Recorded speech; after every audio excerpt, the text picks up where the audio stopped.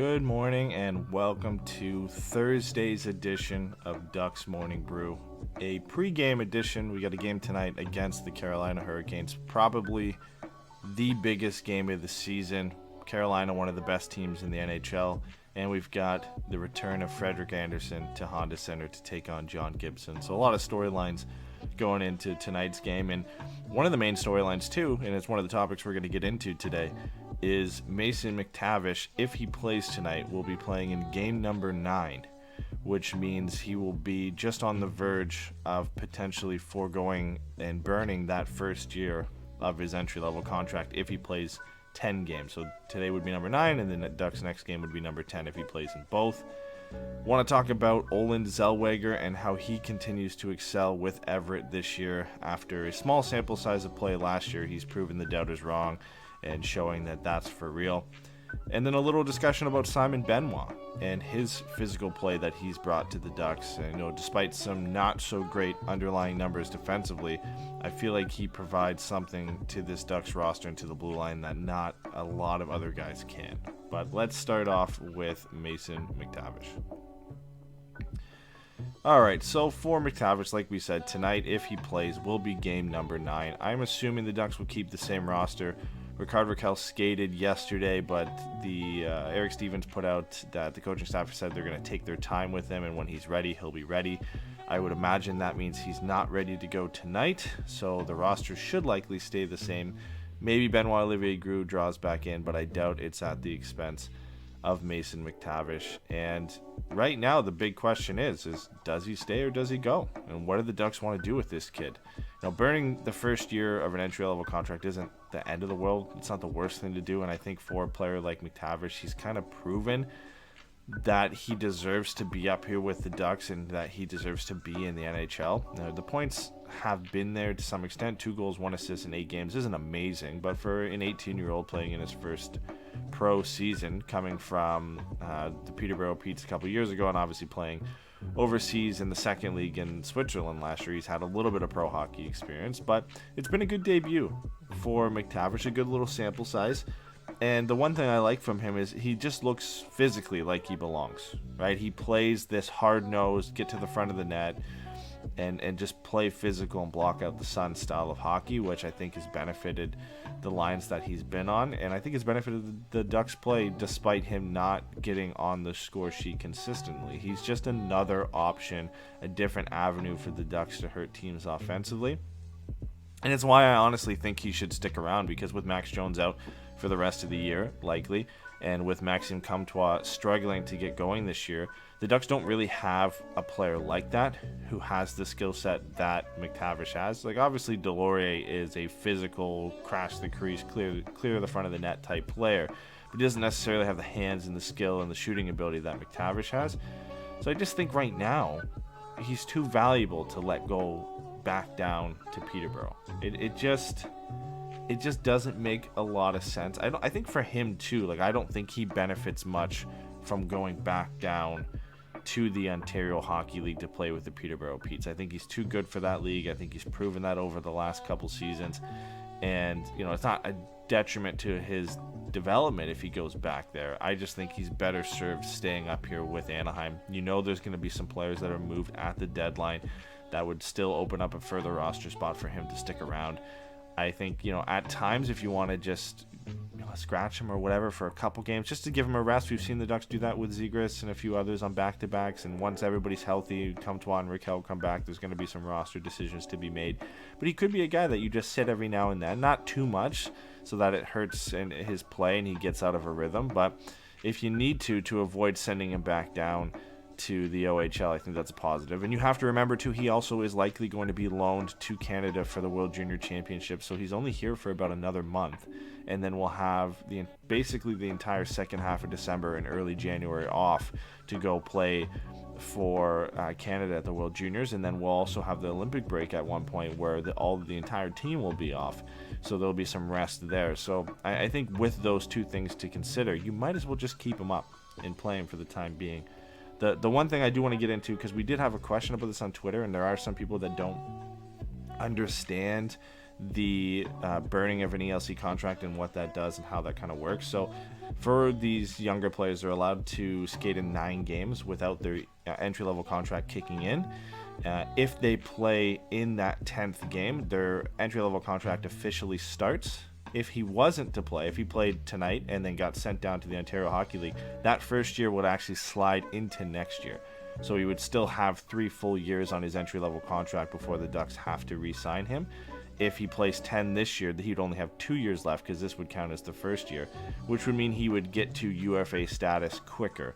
Now, depending on what his second contract looks like, that might not be a problem, right? You could sign him to a bridge deal so he still has RFA status after that bridge, and then sign him to a long-term deal, or you can do like what the Ottawa Senators did with Brady Tkachuk and just sign him to an 8-year deal right off the bat and avoid him getting to unrestricted free agent status as early as possible. So there are ways to get around it, and there are benefits to not letting that ELC kick in. But I think with McTavish, it just makes sense with the Ducks roster situation right now, the type of player that he is, that he stays up with the team for the rest of the year.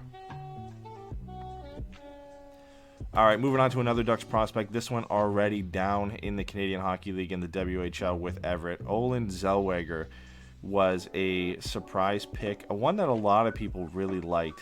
Was a smaller defenseman, one of the best skaters in the draft, one of the youngest players in the draft when he was picked.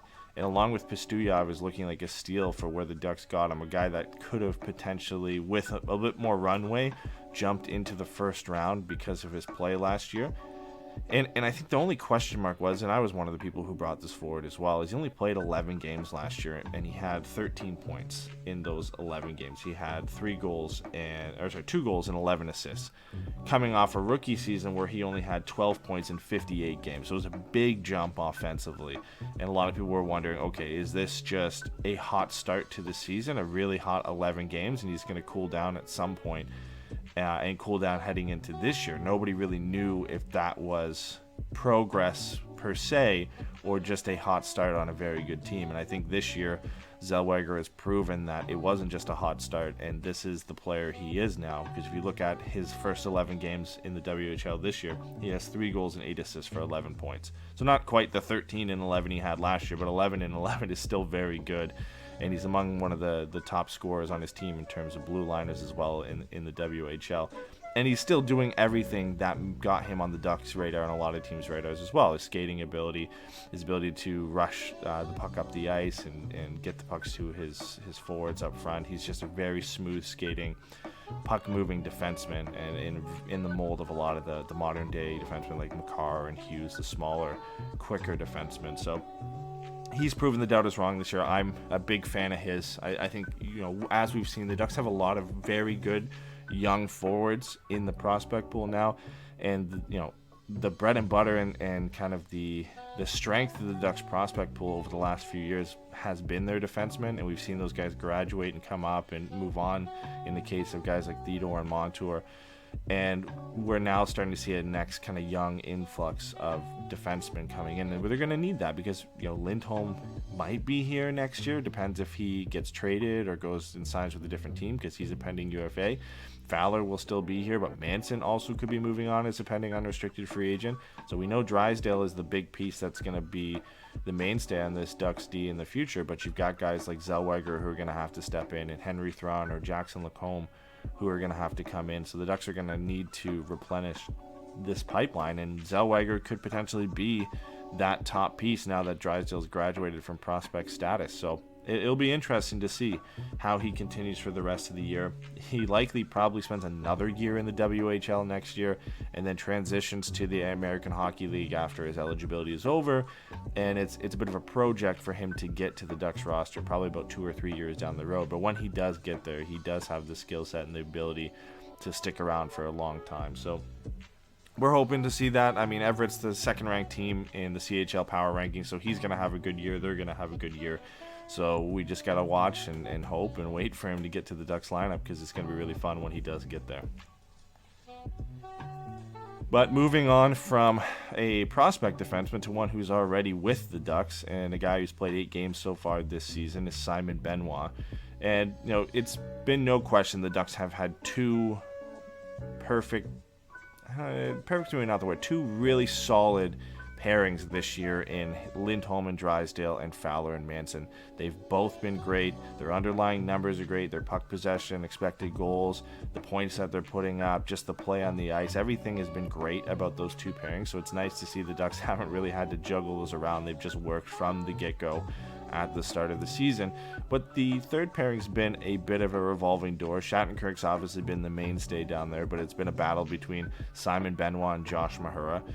At this point, Benoit seems to have been the winner in the sense he's played more games. He's played more ice time with Shattenkirk in a pairing. Both really haven't worked defensively. Josh Mahura with Shattenkirk has been a little bit of a nightmare defensively. Simon Benoit with Shattenkirk, in comparison to the Ducks' top two pairings, hasn't been great defensively. But I think for that third pairing, both Benoit and Shattenkirk, despite hurting the Ducks defensively, bring something to the roster that the other guys necessarily don't. I think in Shattenkirk's case, it's a very good power play quarterback with less minutes at 5-on-5 that have proven to be a benefit for him this year. You just look at the points that he's put up, and it's been great. And I think in the case for Simon Benoit, he brings this physical presence that not a lot of other blue liners on the Ducks have. I think, Josh Manson still can be that guy, and he's been putting up a lot of hits and getting in some fights this year and being a real physical presence, more in tune with what we're used to from Josh Manson. But I think it's nice to have another guy on the bottom pairing that can do that. And you look at Simon Benoit this year, he's leading the Ducks defense core in hits per game with 4. The only player on the roster who has more hits per game is Nick Delorier, which is no surprise there.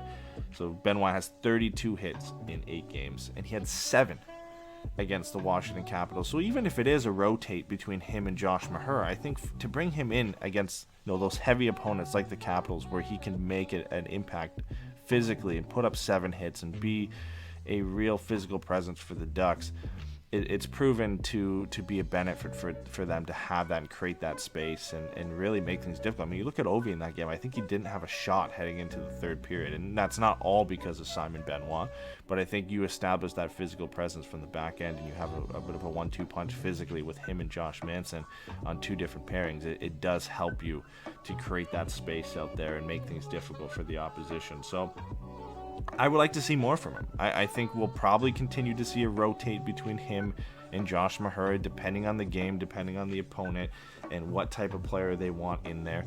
Defensively, it's still always going to be an issue. Possession's not going to go their way. Expected goals are not going to go their way. It's going to be a bit of a tough go that way, but that's to be expected.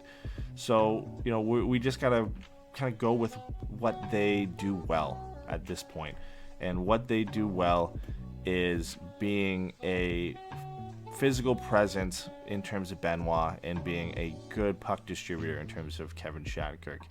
And that's just going to be we got to be happy that they have 2 solid pairings. And the one thing we could say, okay, maybe the third pairing isn't that great defensively, but when we look at the history of third pairings for the Ducks over the last couple of years, where it's been Jacob Larson and Kevin Bieksa and the list goes on with the guys who've kind of auditioned for that role, I think it's a bit of a better picture that we can look at and say, okay, at least there's some positives here with Benoit and Shattenkirk. At least there's some positives that they're bringing to the roster, despite not the best defensive play for the Ducks. But that brings us to the end of the episode today for Ducks Morning Brew. We've got a big game tonight, as I mentioned at the beginning of the show, against the Carolina Hurricanes. The Ducks are looking to extend their win streak to 9 games. The Hurricanes are looking to increase their lead at the top of the Metropolitan Division.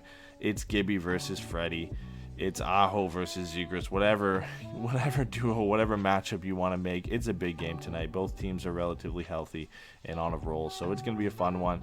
We will be back this weekend with a weekly show to break down everything that's happened during the week, and I will be back tomorrow morning for the final Ducks Morning Brew, a Friday morning edition, to hopefully recap the Ducks' 9-game winning streak. But thanks again, everybody, for coming out, and we will see you tomorrow morning.